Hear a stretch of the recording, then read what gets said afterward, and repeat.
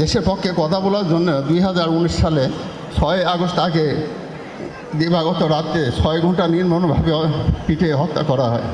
তৎকালীন আওয়ামী লীগ সরকারের ছাত্র সংগঠনের নেতৃবৃন্দ আমার ছেলেকে হত্যা করা হয়। আমার ছেলের বিচার এখন আমি পাই নাই। আমি আপনাদের সবার কাছে আমার ছেলের বিচার প্রার্থনা করি। তারপর পরবর্তীতে শহীদ আবরার ফাজ কী অপরাধ ছিল, সে দেশের জন্য কথা বলেছিল।